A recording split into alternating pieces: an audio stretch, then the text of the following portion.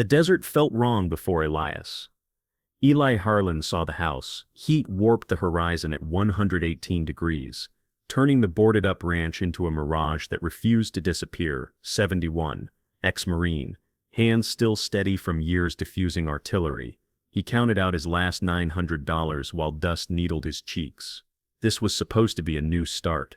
Instead his dog froze. Sarge, a battle-scarred German shepherd that had slept through mortar fire, refused to cross the property line. No tug on the leash moved him.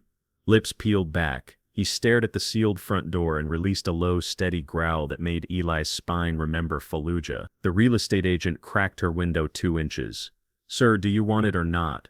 Her AC roared. Her eyes never left the money. 3 days earlier, Jackson and Tessa had strapped Eli to a gurney in their glittering Palm Springs mansion, waving a diagnosis he had never heard from a doctor he had never met. "You're forgetting things, Dad. You're unsafe."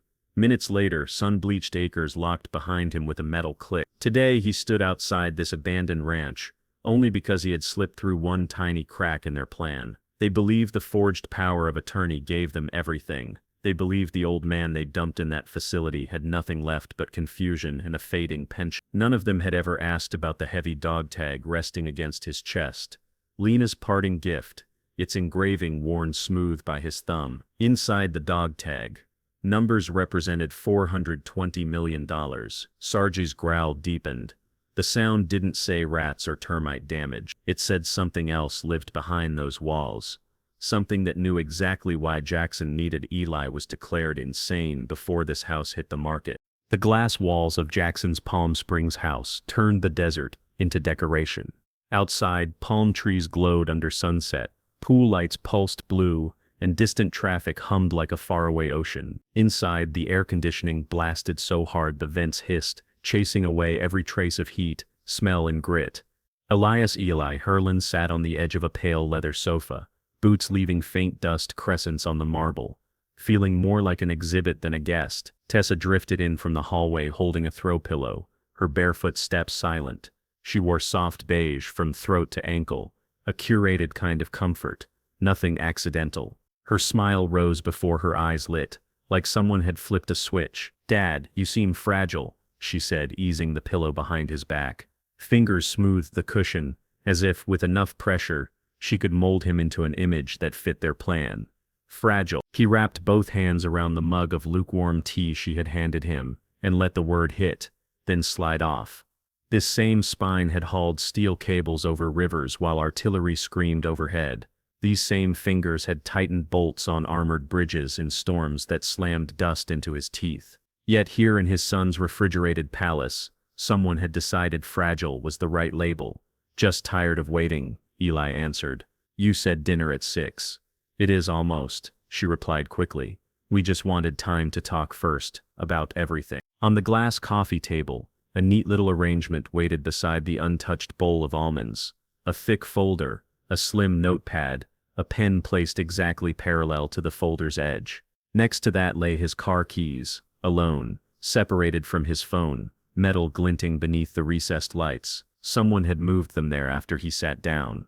From the kitchen island, Jackson watched while pretending to scroll through emails on his tablet. His white shirt sleeves were rolled to mid-forearm, tie loosened just enough to signal he had relaxed for family time. The act didn't reach his jaw. The muscle there ticked every few seconds, especially when his gaze flicked toward the front door. "Dad, why don't you join us at the table?" Jackson called out, voice bright with forced cheer. "We ordered your favorite steak. Medium rare, right?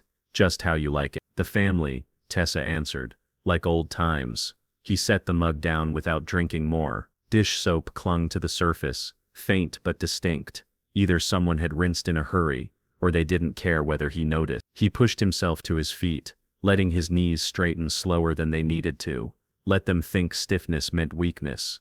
Underestimation had saved his life more than once. As he walked toward the dining area, he noted details the way he had once inspected rivets. An extra chair pulled slightly away from the table, no plate in front of it. A space at his own setting, where a glass should have sat, instead occupied by a clipboard. The folder now centered directly before his chits, its corners perfectly aligned with the table's edge. The doorbell chimed.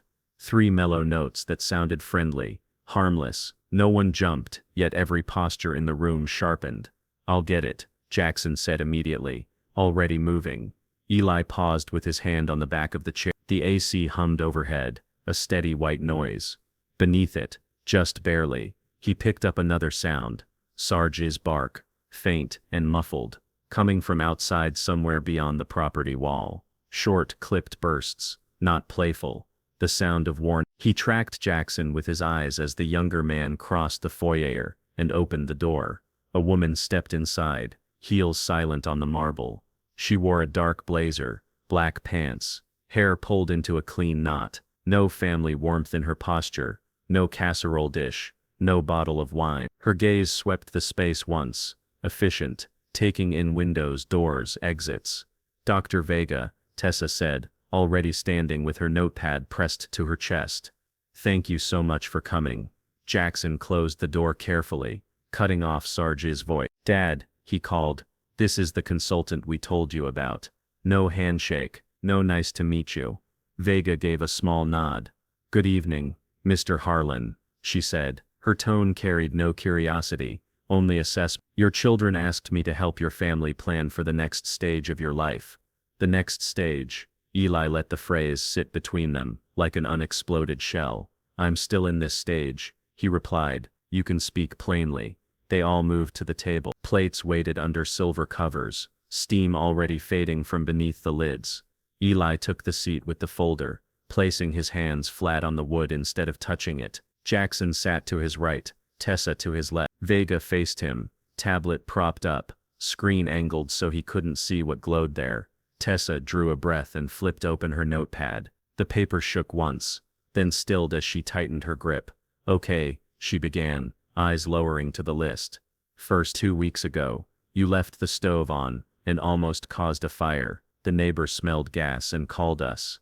Eli stared at her for a quiet beat. "My kitchen has been fully electric since 1989, he said. "There is no gas line, no open flame. You helped pick the model when yours broke." Vega tapped her tablet. "Denial and confabulation are common when patients feel cornered," she said calmly. "They reconstruct events to protect their ego." "Second," Tessa continued, hurrying on. "You got lost walking home from the grocery store. Police had to call Jackson to pick you up from the wrong neighborhood. You texted me the old condo address," Eli answered. "The place you flipped last year. I walked exactly where you told me. I still have the thread." Jackson shifted, jaw tightening. "You're mixing things up, Dad. It's okay." Vega did not look up. Timeline confusion is another red flag, particularly with prior concussive injuries. Tessa swallowed. "Third, you stopped paying your utility bill. The power company threatened to shut everything off. They contacted us because your phone line kept going straight to voicemail. Mailman hands me my envelopes at the gate every morning," Eli replied. "You offered to handle paperwork while you set up online payment. The missed bills started that week." Funny coincidence. Silence stretched across the table, thin and brittle. Outside, a siren's wail drifted faintly through the glass, somewhere far down the boulevard. "Not urgent yet." Approaching, Vega folded her hands. "Miss Harlan, your children are not attacking you.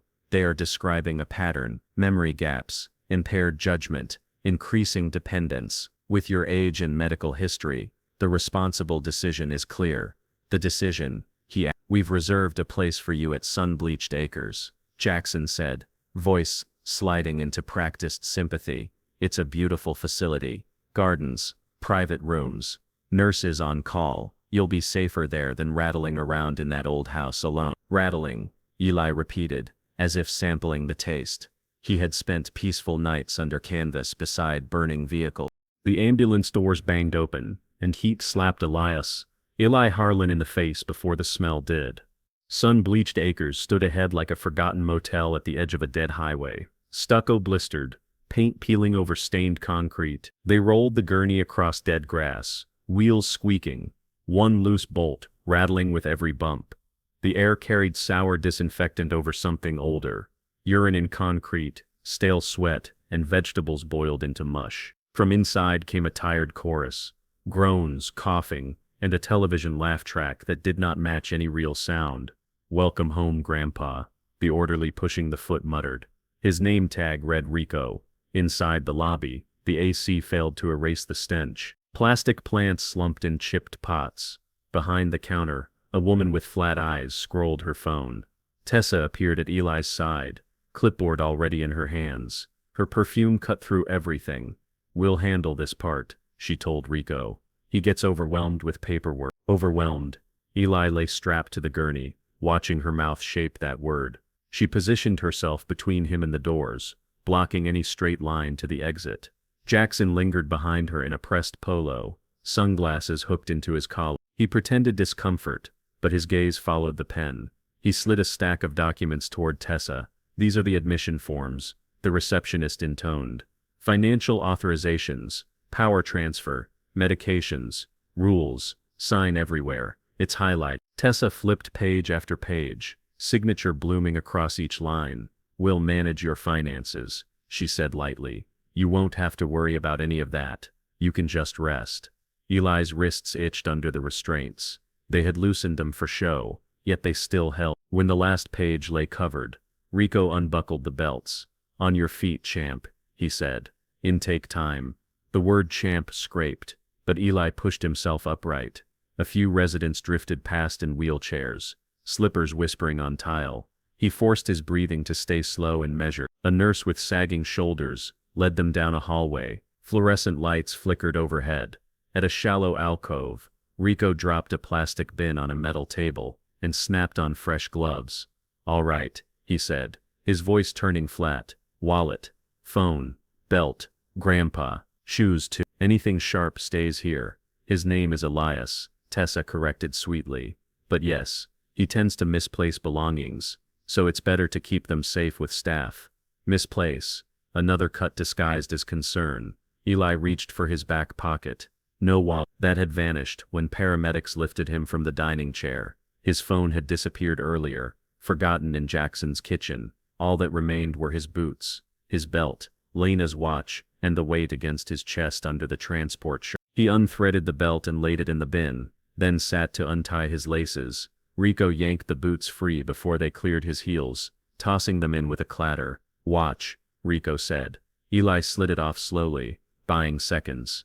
The dog tag pressed cool metal against his stern. When he dropped the watch into the bin, Rico's gaze moved to the faint outline beneath the thin cotton. "What's that?" the orderly asked. Before Eli answered, Rico grabbed the chain and tugged, pulling the tag into view. Titanium swung between them, catching buzzing light. Tiny engraved numbers glinted along the edge. "Old Army trinket?" Rico asked, twisting it until the chain bit his neck. "Marine Corps," Eli said. "Service ID." Rico snorted. "Looks like junk." His fingers tightened, as if he might drop it into the bin.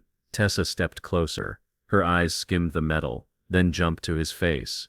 "It's junk," she said briskly. "Let him keep it. He's attached. Familiar things help cognition." The nurse shrugged. "Whatever," Rico said. "You lose it. Don't come crying to me." He let go. The tag dropped back against Eli's chest like a stone settling at the bottom of a river. None of them understood she had just returned the only loaded gun he still carried. They shoved a paper bag into his hands. Inside lay a faded blue gown and thin socks with gummy strips on the sole. "Strip," Rico ordered. "Clothes in storage. Gown on, ties in back." The gown's ties were too short to knot properly. Eli's fingers brushed the rough edges, measuring how little anyone cared about dignity. When he stepped out of his own clothes, the room felt cold. The nurse stuffed his jeans, shirt and undershirt into another bag, slapping a sticker over his name. Through a narrow window at the end of the hall, he glimpsed a fenced rectangle behind the building. 3 kennels sat there, chain link boxes baked under a white sky. In the middle pen, a familiar shape paced, tail low, shoulders tight. Sarge. The shepherd's coat looked dusty, but his posture crackled. Every few seconds he lunged at the gate, barking, front paws slamming the metal so hard the vibration reached the glass. "You brought my dog here," Eli said. "We couldn't leave him at your place," Jackson answered from the doorway. "The facility has a temporary holding area. They'll arrange adoption or some." Sarge barked again, nails scraping dirt, eyes locked on the building as if he could see through walls. "Animals get anxious when their environment changes," the nurse said, ticking a box. "He'll settle. Eli doubted that. Sarge did not bark at confusion. Room 7B waited at the end of the corridor. The doorframe bore fresh chips in the paint. Inside, a thin mattress sagged on a metal frame. One flat pillow lay beneath a threadbare sheet. The walls carried pale rectangles, where pictures had hung. "This will be your room. The nurse's activities are in the lounge.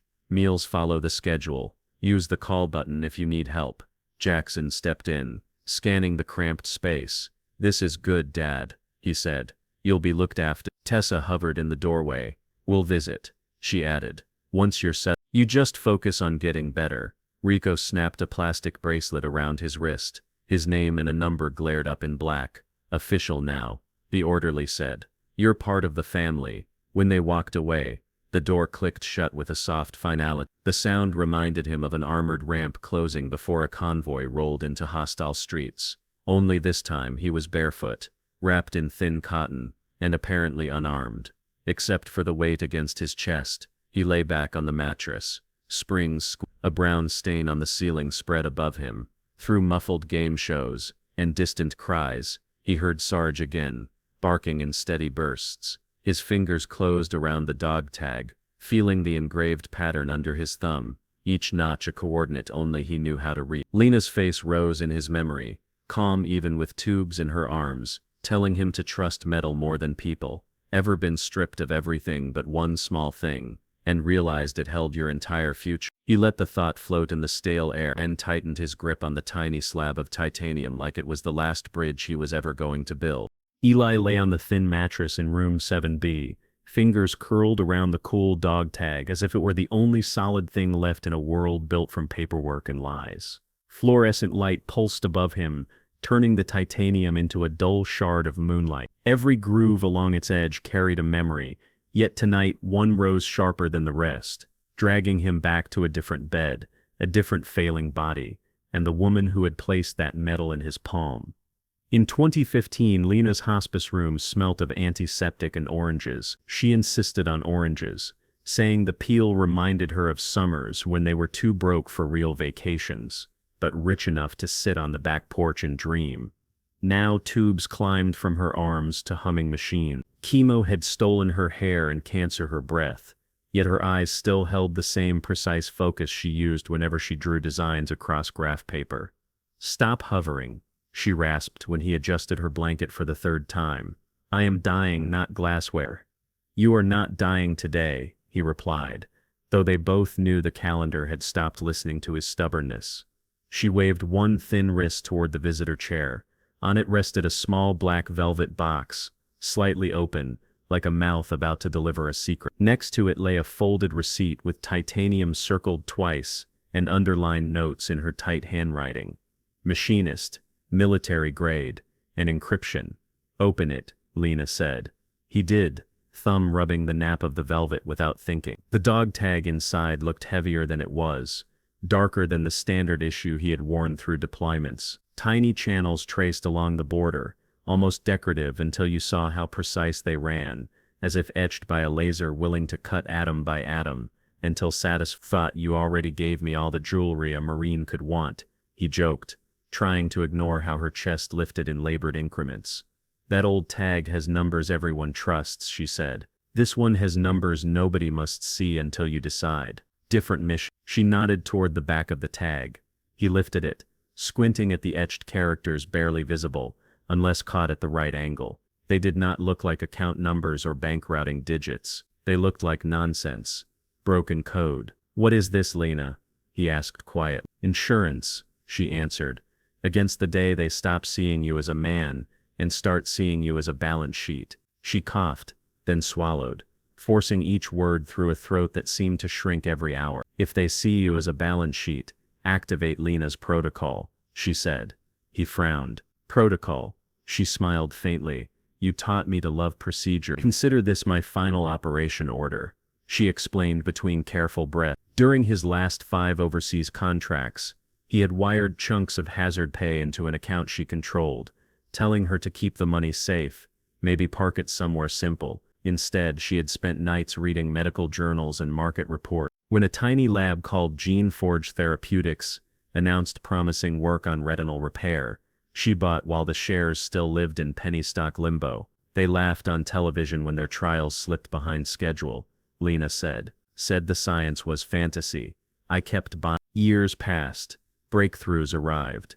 Gene Forge's therapy restored sight for patients who had never seen their children's faces clearly. One morning the market woke up, and that little company turned into a cornerstone of modern medicine. Their stock price punched through ceilings, then punched again.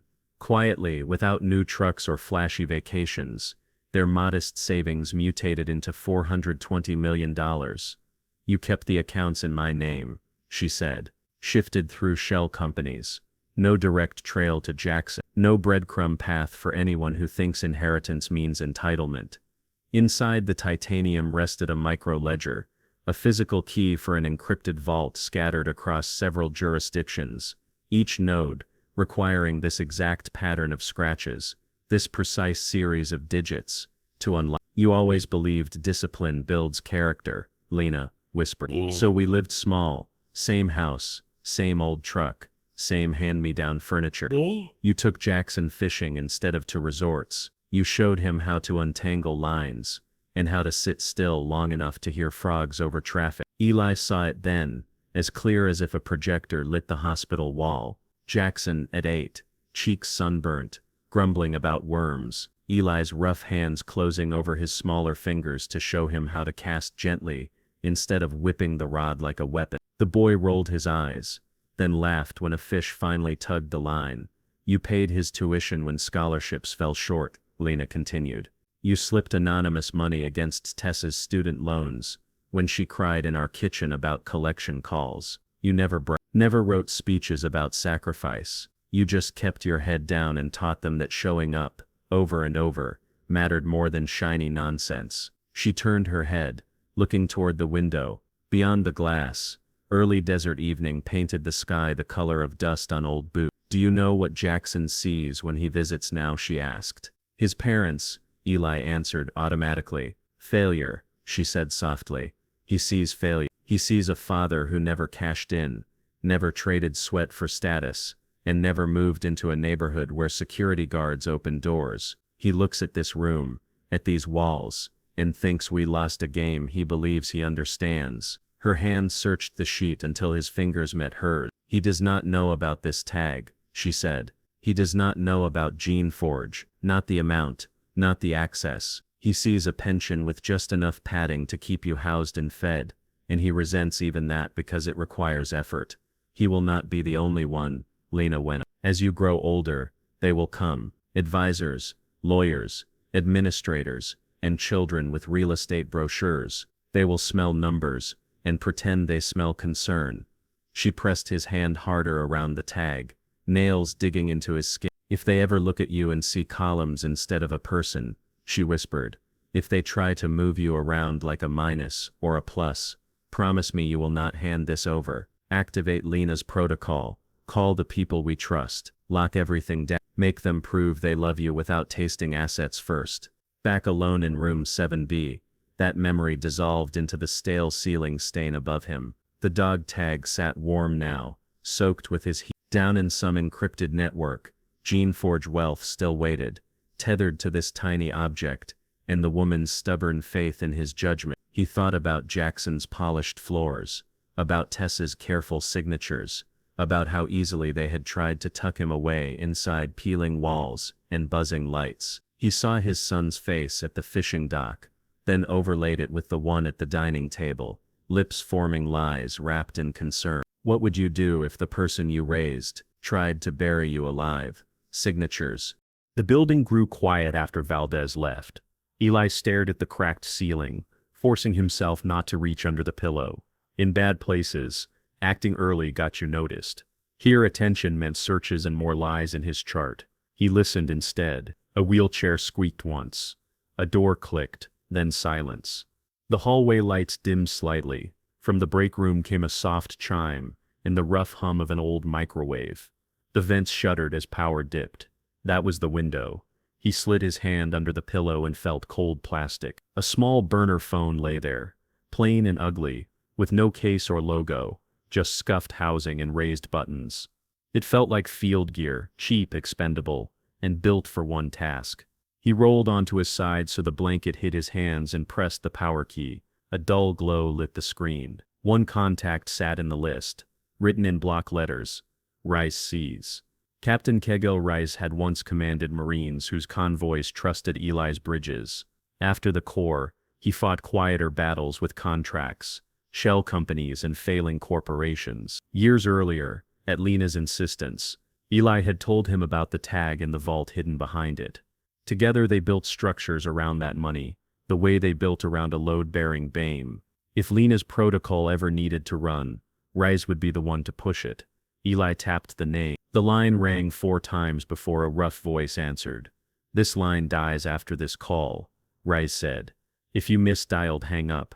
Eli's jaw tightened. "It's Elias Harlan," he replied. "I don't misdial." A short pause, then a low exhale. "Old Sergeant," Rice said. "You sound like you're calling from a grave. Where are you?" "In a place called Sun-Bleached Acres," Eli said. "Locked ward. My son and his wife forged papers, took control of everything they think I have, and dumped me here." Papers rustled on the other end. "And the dog tag?" Rice asked. "Still on my chest," Eli said. "Vault untouched. They think I'm broke." Rice's tone hardened. "So are you calling to hide deeper, or to move?" he asked. Eli closed his eyes and saw Lena's hand closing his around titanium. "Activate Lena's protocol," he said. Something scraped near the receiver. "You understand that means scorched earth," Rice said. "No halfway fixes." "I understand," Eli answered. "They tried to bury me alive. Burn it all. Then we move now," Rice said. "Gin Forge positions go into the trust tonight. The trust buys the debt and contracts under this place, and under that desert property your son already touched. When he finally looks down, he'll see the ground belongs to you." Eli swallowed. "What do you need from me?" he asked. "Eyes," Rice answered. "Names, habits, anything that smells wrong. You're my observer inside the wire. Stay small, stay quiet, and wait for orders to change." A faint beep marked the microwave cycle ending. Static brushed the line.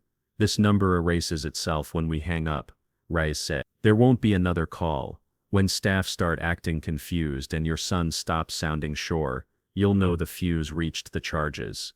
"Understood," Eli said. "Semper Fi, Sergeant," Rice answered. "Semper Fi, Captain," Eli replied.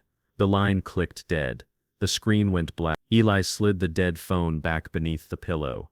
Outside, Sarge barked once, then settled into a low growl.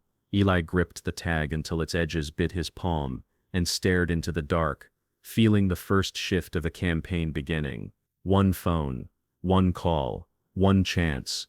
Would you take it? The first proof arrived as pixels, not handcuffs. During night meds, Nurse Valdez set a slim tablet beside Eli's water, screen dim, chart blocking it from the corridor. "Sign here," she said loudly, pointing to a different page, then tapped the black glass with one knuckle. When she left, the room shrank back to its usual buzz and stink. Eli slid the tablet closer. A scanned deed filled the screen, skewed and grainy.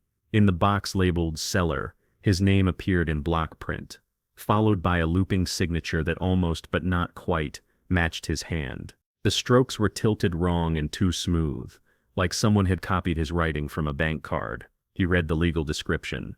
Parcel numbers, coordinates, acreage. Every line belonged to the desert ranch he and Lena had bought years ago as a quiet refuge. In the buyer field, a company he had never heard of sat in bold type, some Sunbelt-sounding investment outfit. The sale price beneath it punched harder than the fluorescent glare. $400,000. A single sentence from Reyes glowed under the image. Current market value, $1.8 million. Closing date 2 days before they called the ambulance. Eli stared until the words steadied. They had sold him before they transported him. He zoomed in on the signature. The E leaned right, not left. The H sagged in the middle, where he always drove straight. Any forensic analyst would flag it in seconds. The trick was keeping those seconds from ever being scheduled. He swiped. A power of attorney document loaded next, with his name again at the top, granting full authority over all real property, accounts, investments, and any future discovered assets to his son. Witness signatures sprawled across the bottom in careless loops. A notary stamp from a strip mall 3 towns away bled ink over the seal. Reyes had annotated the margin in small text. Support letter from physician, advanced neurocognitive decline, patient incapable of understanding financial consequences. License number traces to a dermatologist who retired in. They had not even bothered to find a living doctor. Eli typed with slow thumbs. Why sell the ranch first? He asked. Plenty of easier assets. The reply arrived before the hallway quiet. Because the ranch is a problem, Reyes wrote. The buyer heard rumors and still gambled on a discount. Now he wants out. That is leverage. Sarge's image flashed in Eli's mind, paws planted at the property line, hackles raised at boarded window. The dog had sensed something rotting under fresh paint, long before any contract lawyer smelt it on paper. Hours later, the burner phone buzzed once beneath his pillow. Eli rolled onto his side, blanket tented over his hand, and pressed it to his ear. The distressed fund that bought your land is panicking, Reyes said without greeting. Their contractor opened a false wall in the main house. Eli's voice stayed flat. What did he find? 2 bodies, Reyes answered. Elderly, 1 male, 1 female, both sealed inside. Dental matches missing residents from 2 senior homes in this county. Facilities your son consulted for when grant money needed signatures. For a moment, the humming vent above Eli's head sounded like desert wind pounding through broken siding. He pictured the living room he had seen in the listing photos, patched drywall, paint just a shade different from the original, and boards nailed over one window for storm damage. He imagined chairs, restraints and vents rerouted to bleed smell into the attic instead of the hall. The sheriff's office is keeping it quiet while they sort responsibility, Reyes continued. The fund's lawyers see liability, criminal and civil. They want out of the story before anyone writes chapter 1. So Jackson did not improvise with me, Eli said. He repeated a patterns are useful. Reyes replied. They link cases. They also scare investors. That fear is how we take the ground back. Eli shifted on the thin mattress, knees protesting. How? He asked. We offer them a door, Reyes said. A shell trust in Nevada. Harmless name. Clean filings. We walk into a small office with $900 cash as earnest money and a signed agreement to assume liabilities. Behind that sits Lena's vault. The fund signs anything that closes quickly and quietly. Title passes to the trust. The trust's beneficiary on sealed internal papers is you. 900, Eli repeated, tasting the number. It was the amount he had once kept hidden in an envelope for emergencies. The last stack of bills a younger man believed would solve anything. You always liked meaning, Reyes said. Let them think an old Marine emptied his pockets to buy a haunted shack. In reality, a man with $420 million behind him is purchasing evidence for the price of a cheap appliance. The next afternoon, Valdez slipped another page into his chart, misfiled on purpose. When she left, he tugged it free. A brief note from Reyes sat at the top. Buyer's counsel called facility. Confirmed you are safely placed under supervised care. Closing is scheduled tomorrow at 10. Of course they checked. A buyer fleeing risk still wanted one assurance, that the original owner sat labeled contained and legally silenced. On paper, Eli was now a diagnosis and a file number. Outside that file, men were trading his past for a loss they hoped to bear. He slept in fragments that night, drifting in and out of shallow dreams. Voices from television shows bled through the wall. A resident wailed once, then quieted. From the kennel yard, Sarge's bark reached him in thin strips through the ductwork, spaced like a metronome. Morning brought a new deed on the tablet. Valdez delivered it with his pills, his thumb brushing the power button as she set it down. Eli waited until the hall emptied, then opened the file. This time the seller line listed the distressed fund. In the buyer field, a bland entity with 3 initials sat. Letters that would mean nothing to anyone who had not served with Eli or known Lena's maiden name. Purchase price, $900. Cash acknowledged in a cramped note, beside the signature of a junior partner, clearly eager to be done. A final message from Reyes followed. Recorded with county clerk. Trust now holds title. Beneficial ownership is assigned to you in sealed documents. No public trail. Eli traced the date. Then the small 900, somewhere out past the stucco and chain link. Wind moved across that porch again, rattling the boards that hid older crime. The same land his children had looted now sat quietly in his column again, carrying secrets they did not know had survived. He sat up straighter on the narrow bed. The dog tag lay warm against his chest, metal edges pressing into skin. It no longer represented just stock codes and invisible money. It now anchored rights to soil, timbers, and the bones of two forgotten residents whose story nobody had planned to tell. Sun-bleached acres still claimed his body on its roster, room number 7B, beside a fake diagnosis. Yet under that, in deeper ledgers no one here could see, the numbers had shifted.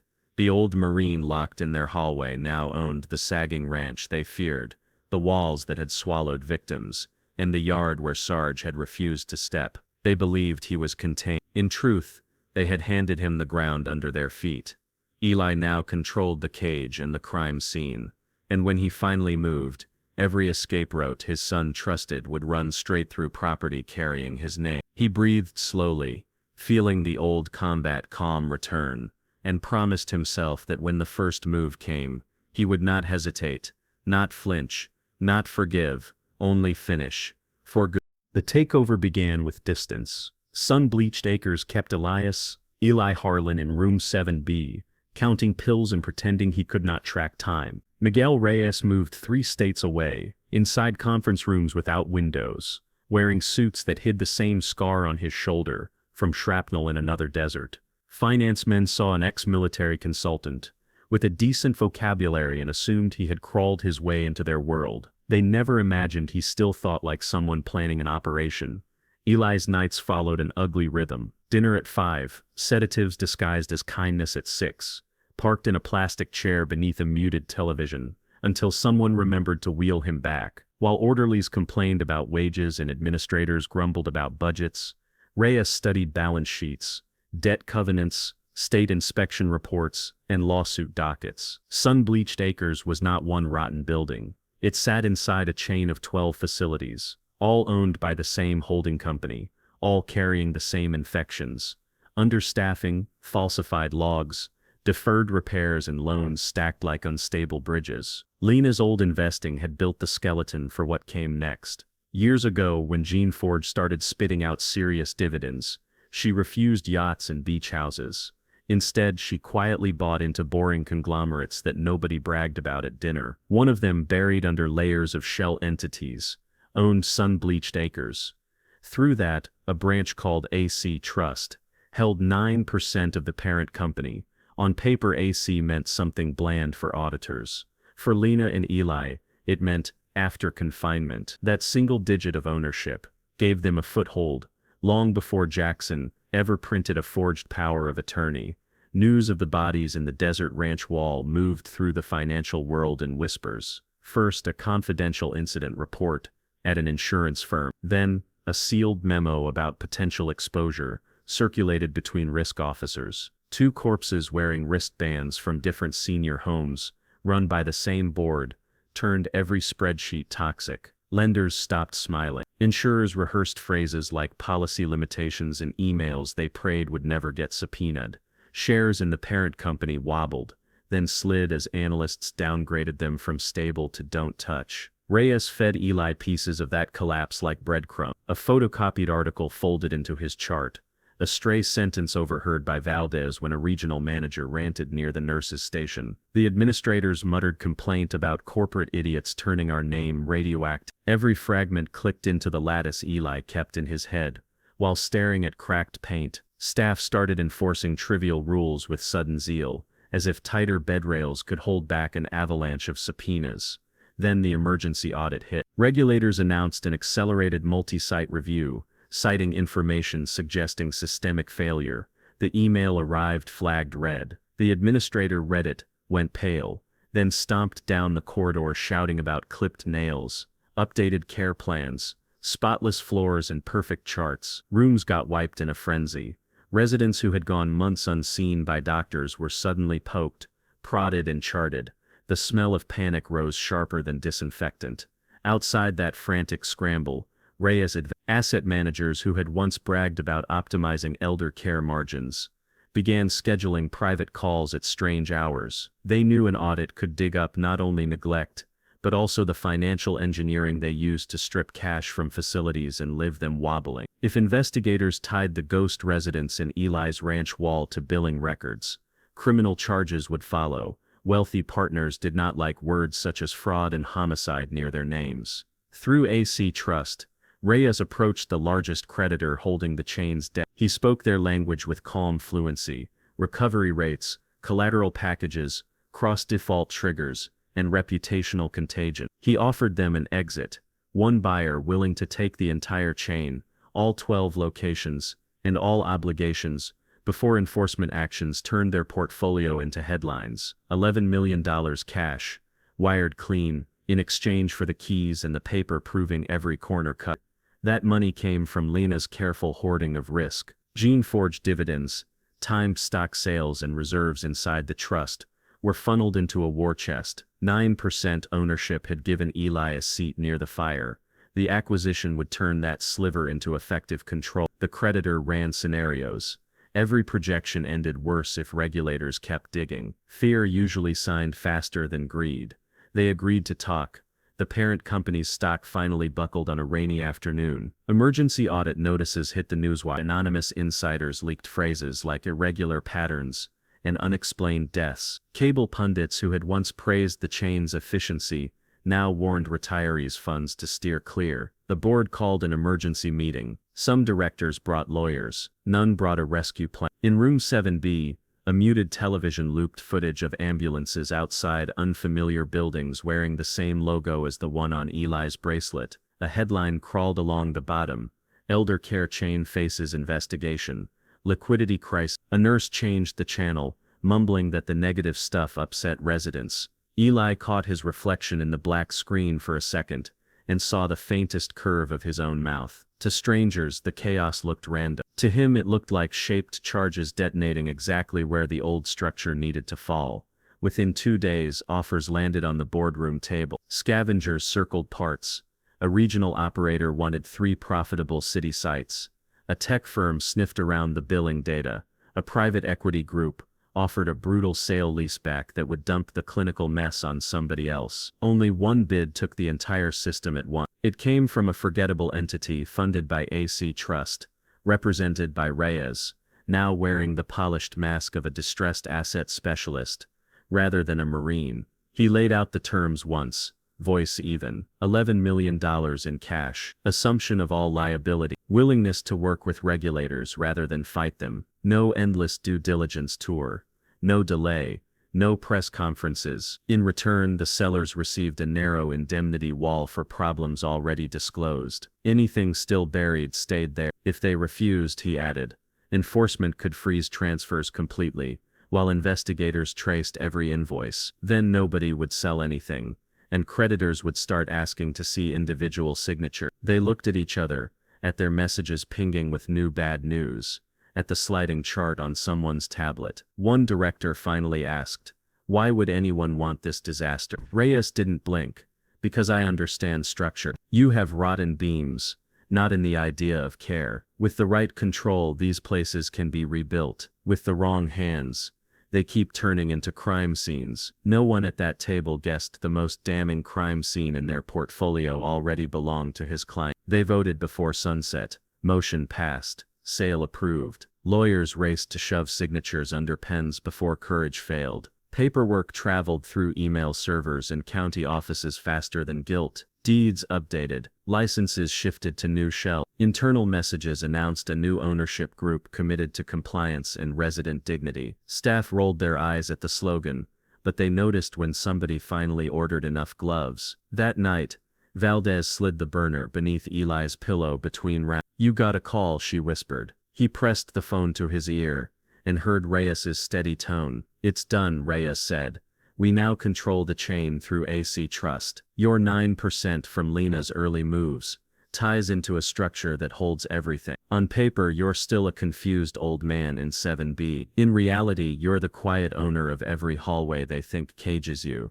Eli stared up at the stained ceiling, feeling the words settle like dust after an explosion. 12 facilities, thousands of dead families who did not know their relatives' futures, now rested partly on a decision made by a man the system had stamped as incompetent. He touched the plastic bracelet around his wrist, then the titanium tag against his chest, and exhaled slowly. They sold my freedom to buy themselves comfort, he said. Now we own the walls holding their sins. Reyes let out a short humorless chuckle. Phase 1 of Lena's protocol is complete, he replied. Next we turn this from demolition into rebuilding. But before that we set up a little lobby performance. Your son walks into sun-bleached acres, thinking he still owns your life. He deserves to find out, face to face, that every inch of ground under his feet answers to you now. Jackson parked crooked across 2 visitor spaces, then yanked the handbrake hard enough to jolt the SUV. Tessa smoothed her hair in the mirror, forcing a smile over the tightness in her mouth.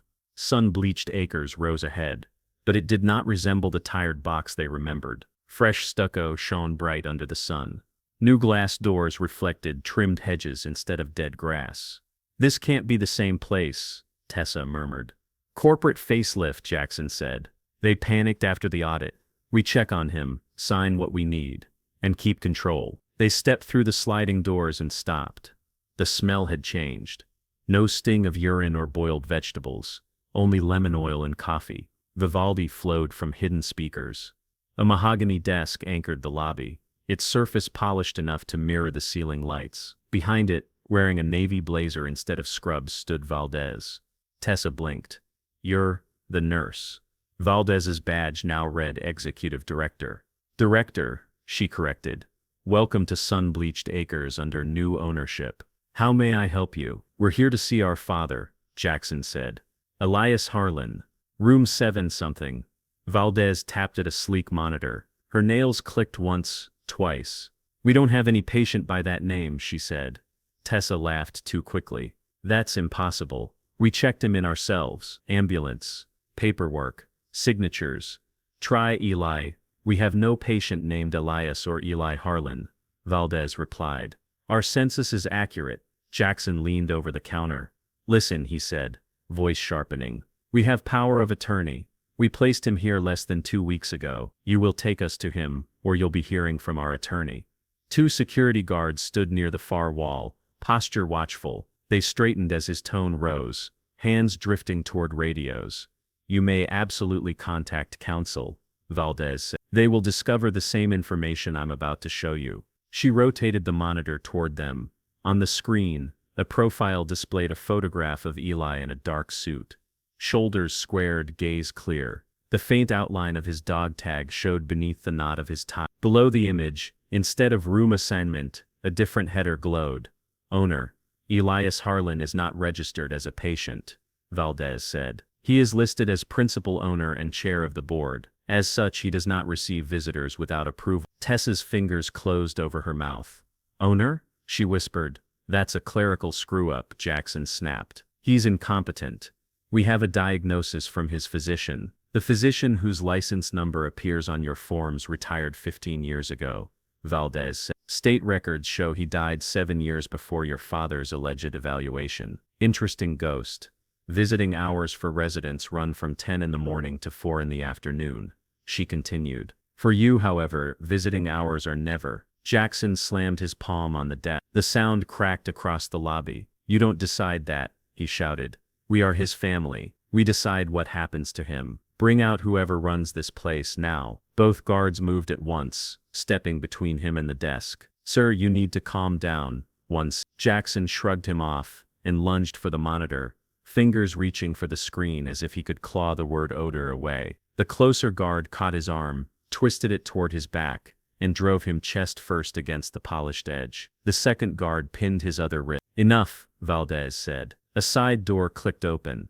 Stand down, gentlemen, a calm voice ordered. The guards released Jackson but stayed close. He turned, breathing hard. Eli walked into the lobby wearing a charcoal Savile Row suit that fit like it had grown on him. His shoulders were straight, his jaw clean-shaven. Sarge patted at his heel, collar shining. The dog's eyes locked on Jackson, and did not move. Tessa rose halfway, then sat again. Dad?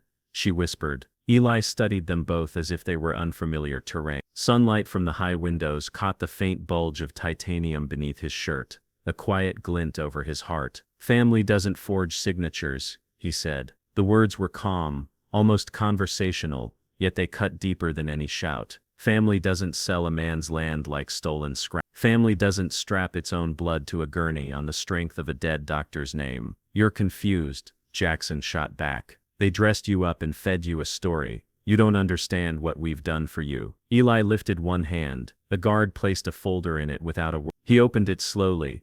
"Your memory struggles," he said. "Let me help." He read from the first page. $1.4 million in gambling debt, owed to a bookmaker tied to the Sinaloa cartel. 12 markers over 3 years. Interest compounded month threats. Recorded on a burner phone you thought nobody tracked. Tessa turned toward her husband. "Jackson," she breathed. Eli lifted another sheet. $90,000 siphoned from your company's marketing budget in transfers small enough to dodge casual review, he continued, eyes on Tessa now. "Funds routed into an account you opened under a maiden name variation. Your board will receive certified copies before close of business." Tessa dropped into the leather chair, hands shaking. "And then," Eli said, closing the folder halfway, "there are the people you tried hardest to erase. 2 elders who vanished from different homes in this chain," he went on. "One widower with no children. One woman whose daughter lived overseas. They stopped generating revenue. Their records grew vague,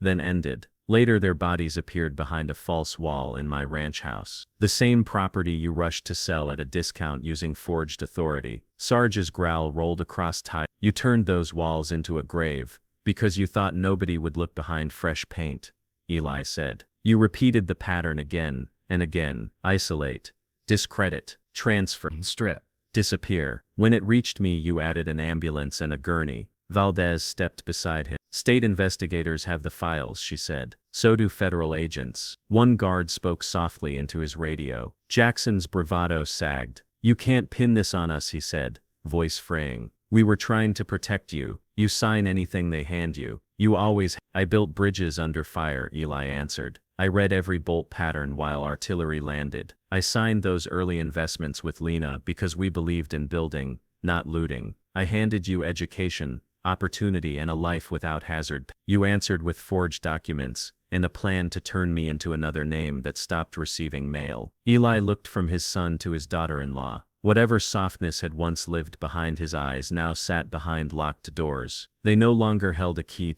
"When justice finally speaks," he said quietly, "does it whisper or roar?" Sirens began to wail outside, faint at first, then louder, a rising note under the music. Sarge stepped closer to his leg and sat gaze fixed on the entrance, as the automatic doors waited to part for officers who would carry the next part of this story forward without mercy or confusion. Whisper. 6 months later, the sign over the entrance no longer read "Sun-Bleached Acres." Fresh steel letters caught the afternoon light, spelling out Lena Harlan Wellness Ranch, each word anchored into clean stucco. The cracked parking lot had been resurfaced, lines bright, ramps widened, and shade sails fluttering over accessible spaces.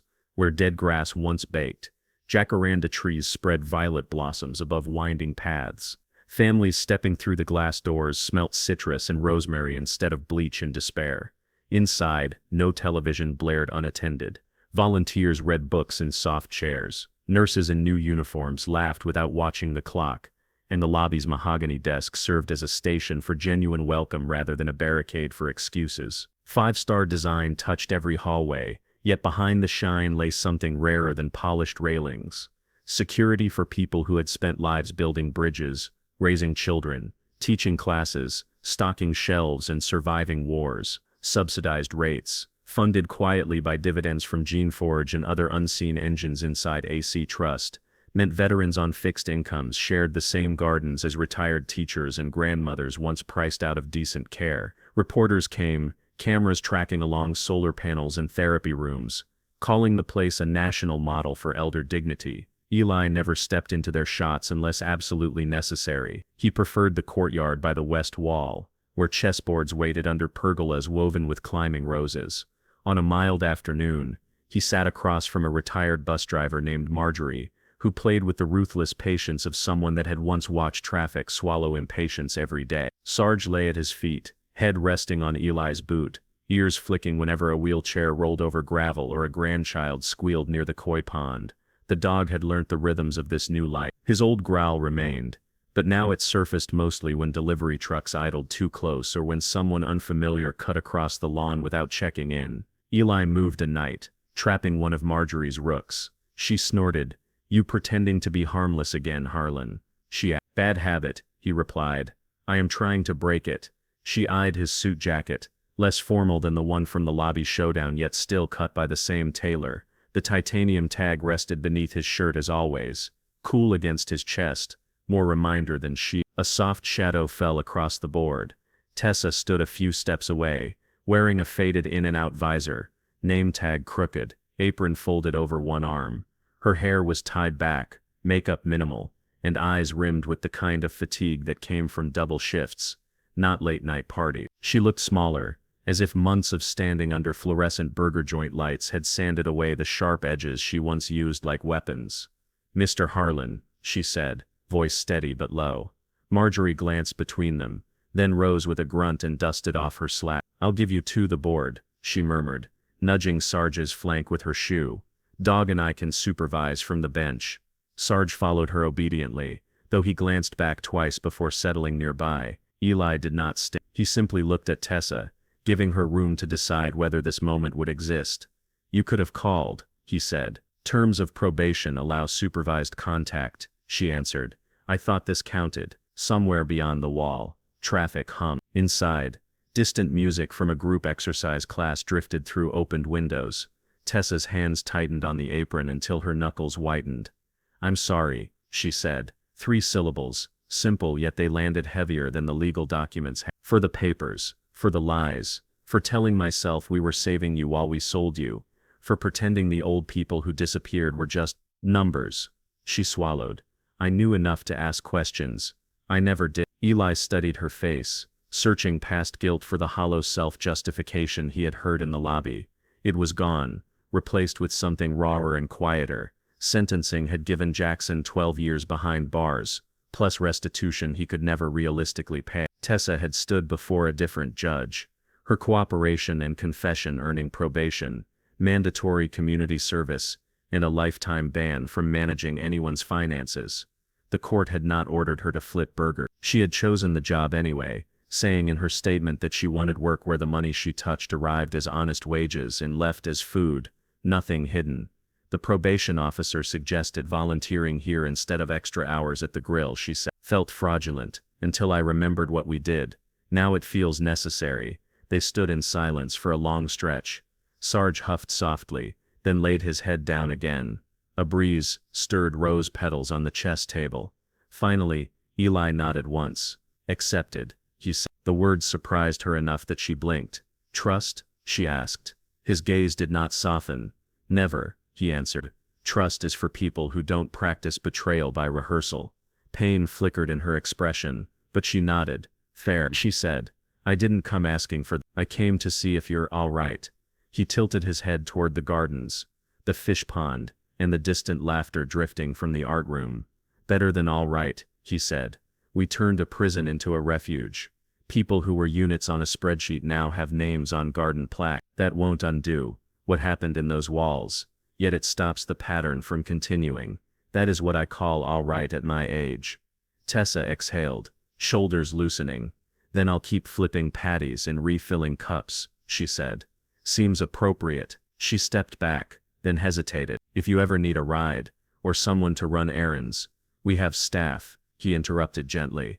"Residents need you more than I do. Show up for them the way you should have shown up for the people Jackson targeted.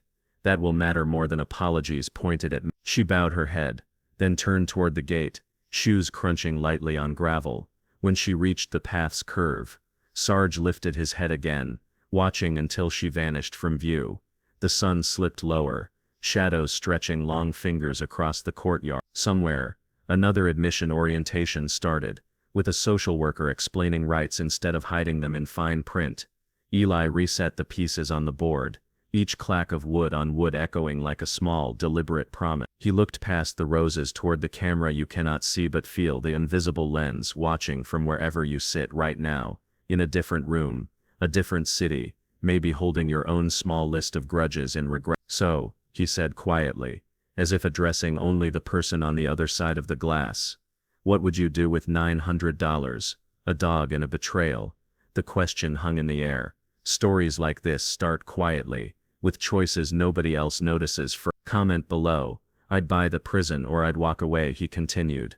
Tap like if you believe character beats inheritance every single time. Hit subscribe, because the next story, he moved the first pawn forward, eyes steady on that unseen audience, is about you.